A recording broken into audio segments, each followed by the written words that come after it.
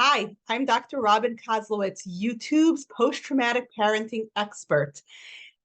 Today, we're going to be talking about how to relate to psychotherapy as a post-traumatic parent and whether or not the therapy hangover is a thing. If you like this content, please click the subscribe button below. That will get you notified every time we have new videos and new post-traumatic parenting content to share.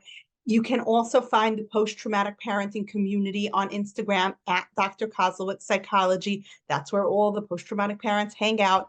And please check out the Post-Traumatic Parenting podcast, available wherever you get your podcasts.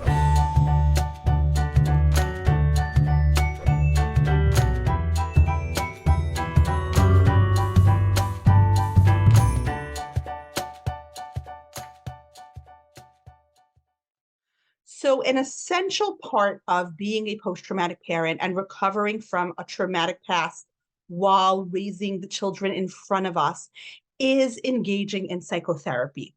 So many post-traumatic parents talk to me about psychotherapy and about how psychotherapy works and whether it makes sense that psychotherapy can take so much out of us. So let's talk for a minute about trauma and how it works.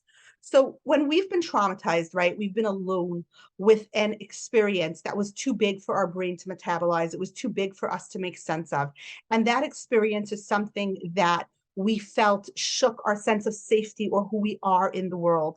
And if that happened to us in our childhood, or even if that happened recently, we developed some coping tools for how to handle it. Maybe that coping tool was dissociation, spacing out, pretending it's not happening, procrastinating, wasting time. Maybe that coping tool was workaholism, people pleasing, fawning all over people who are bullying. Maybe that coping tool was an addiction, escaping into something that gives temporary relief, whether that's shopping or substances or work. It can be anything. We come up with those coping tools and we do a lot to stuff down those feelings. We don't want to feel them. We're like, I don't want to feel it. I don't want to feel it. I don't want to feel it. I don't want to feel it.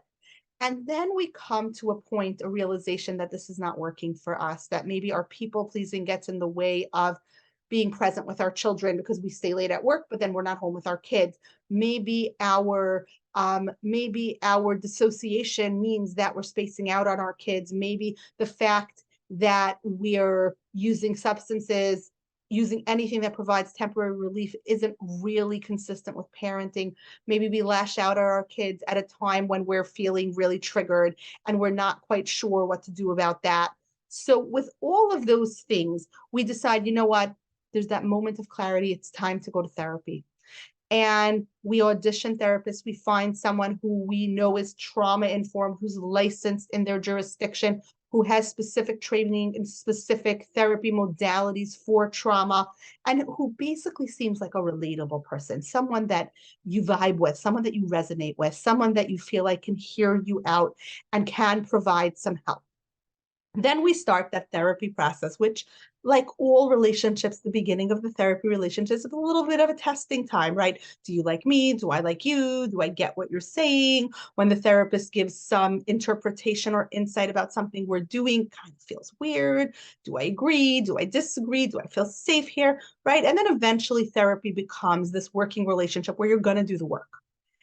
And so many post-traumatic parents ask me if it's normal that after therapy, they feel exhausted, that therapy feels like they dread their therapy day. I know I dread my therapy day. What I always say about therapy is it's the best gift you'll ever dread. I kind of always want to be on the way home from therapy, having done therapy. I don't really want to be on the way in, because even though I see the value of therapy and I have a very wise therapist who has helped me so much, the actual work of therapy is work. It's hard. It's a lot. We take this box that we didn't just pack away neatly inside our brains, but we also wrapped it up with duct tape and with chains and with rope and with tar and maybe with some magical spells. We did whatever we could to not to take that box and to not open it. And now we've got to unwrap that duct tape and that rope and those chains and actually open the box and look at what's inside. That is hard work. And when humans do hard work, afterwards, we feel tired. So it makes a lot of sense that therapy is kind of exhausting. So if you're a post-traumatic parent and you're engaging in therapy and you have that therapy hangover where on the way home you're exhausted, the next morning you're exhausted, here are some tips and some ways to manage that. First of all, for me, because I know that sometimes I'm going to come home from therapy and I'm going to be a little shell shocked, I'm going to be a little out of it. I'm not going to be my usual productive, time managed self. I make sure that that is not a night that I am cooking dinner. So if that means cooking my dinners at the beginning of the week, so that the night I come home from therapy, there is something already in the Instant Pot, there's something already in the fridge that just has to be popped into the oven, that is taken care of. And that can be frozen pizza, that can be fish sticks, that can be chicken nuggets, no judgment here.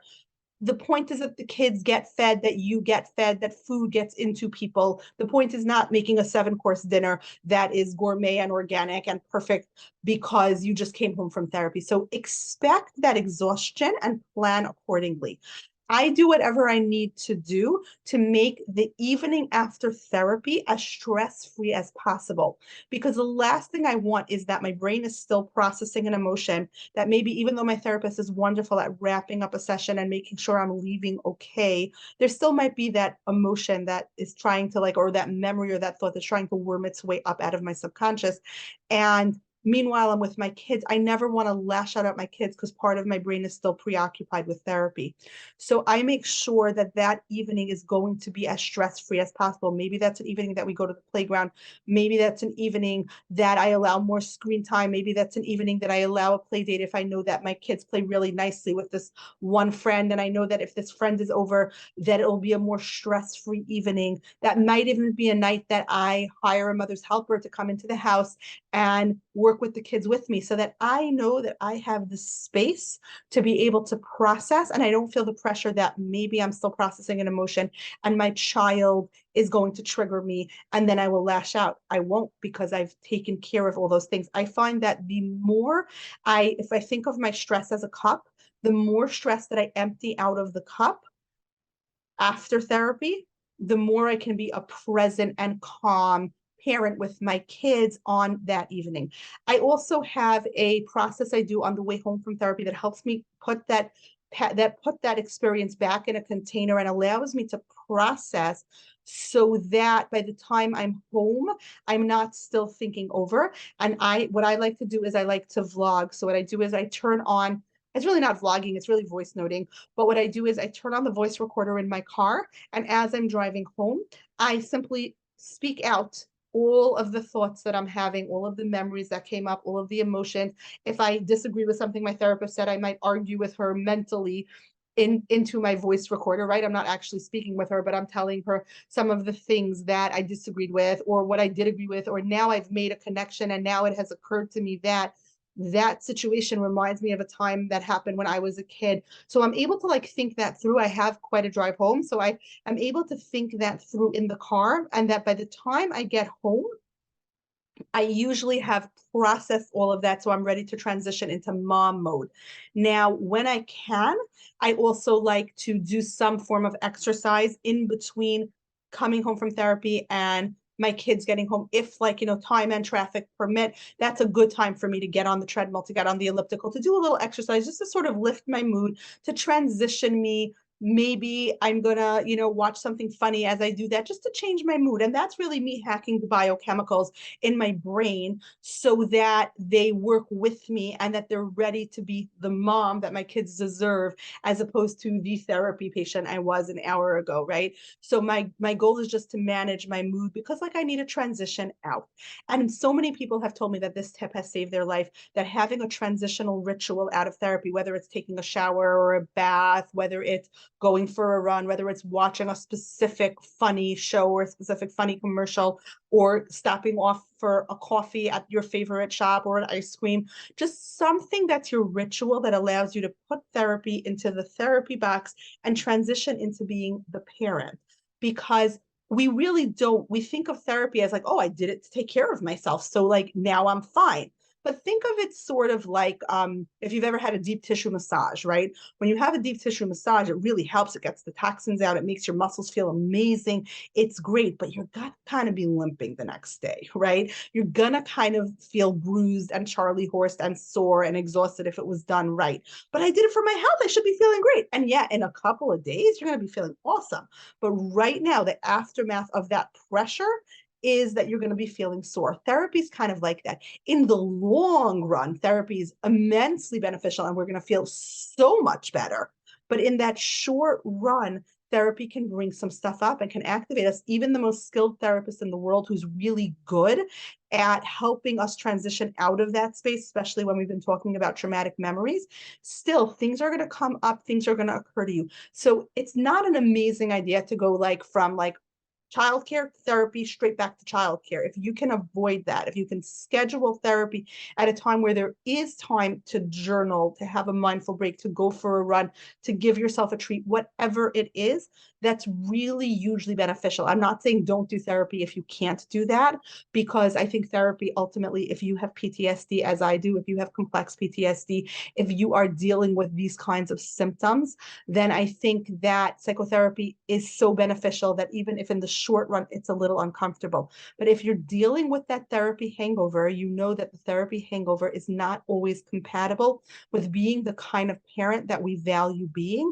then we need to bring a plan in place to do that. And if that feels self-indulgent, like here, I'm spending all this time and money on therapy, and now I'm also going to treat myself to ice cream afterwards, like I'm spending all this time on therapy, and then I'm going to spend time journaling. And us post-traumatic parents, we're into being super productive and making the best use of our time. We need to know that, yes, because the aftermath of therapy can be just as beneficial as the therapy. Sometimes it's not what happens in the therapy room. Sometimes it's the associations and the connections we make as we leave the therapy room on our way home from the therapy room. So if I know that I have 2 hours before I have to transition myself back into mommy space, and I can still be in therapy space, and I give myself that time to journal, if I'm not in a massive rush and I think of something and I can pull over and continue to voice note what the connections that are being made, if I have time to treat myself, I have time to go for that run, all of those healing is part of making therapy. It's like taking therapy and sort of turning up the volume to the max volume and making it super, super, super effective. So in terms of the question, is the therapy hangover a thing? Absolutely. Therapy hangovers are real. It makes sense that you're exhausted after therapy. That means you were doing the work. We call it doing the work for a reason. It's work. Work is exhausting. So yes, the therapy hangover is real. You are not imagining things. You are not lying to yourself. You're not being self-indulgent. You're not being a snowflake. Therapy hangovers are real. They come because therapy is really hard work that we're doing. And because therapy is such hard work, that's why we have it. And that's why we need that mindful break, so that our mind knows the next time we go into therapy, instead of holding back, we know, she's going to do therapy now. She's going to be tired, but she's got 2 hours before the kids come home, during which she'll journal, during which she'll treat herself. She'll go for a run. She'll do all those things. So that trauma app in the back of our brain says, you know what, I can let her share more fully in therapy. I can let her do the work fully.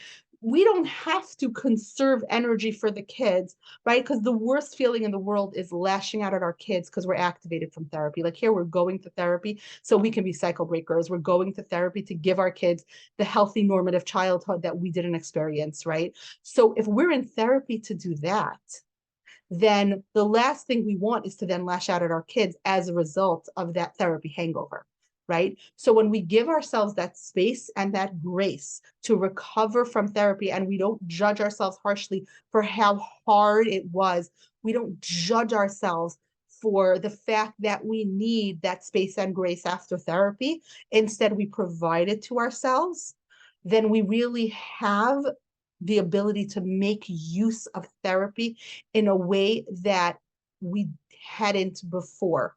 So don't judge yourself if you have a therapy hangover. Make room for it, make space for it. Also, eventually those post-therapy journals become gold. I can listen to my old post-therapy voice notes, and I can hear the amount of progress I've made. I can hear old me and new me. I can hear how much change I've embraced, how far I've come. And that also is super motivating. The fact that I have those voice notes to listen to is so super motivating for me, because it allows me to track my progress. It allows me to see how far I've come, and it allows me to see how much change is being made, because sometimes the change we make in therapy is incremental, right? It takes a long time to see the change, and we don't see ourselves changing. It's kind of like when you look at a kid, one of our children, and I'm like, oh my gosh, how tall did you get? When did you grow up?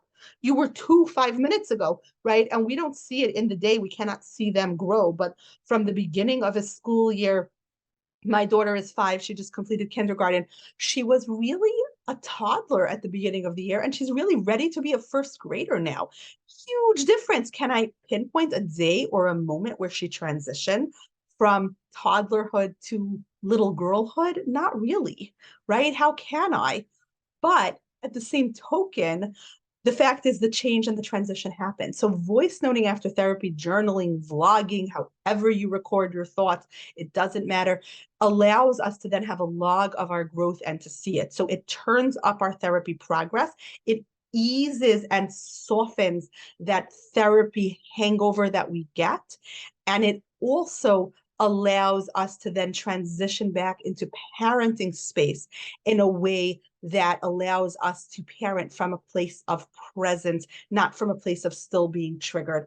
I hope this video was helpful. Thank you so much for listening. If you are a fellow cycle breaker, a fellow post-traumatic parent who's trying to give her children the healthy childhood that she never had, hi, welcome. Please hit subscribe below so you can get notified about new episodes.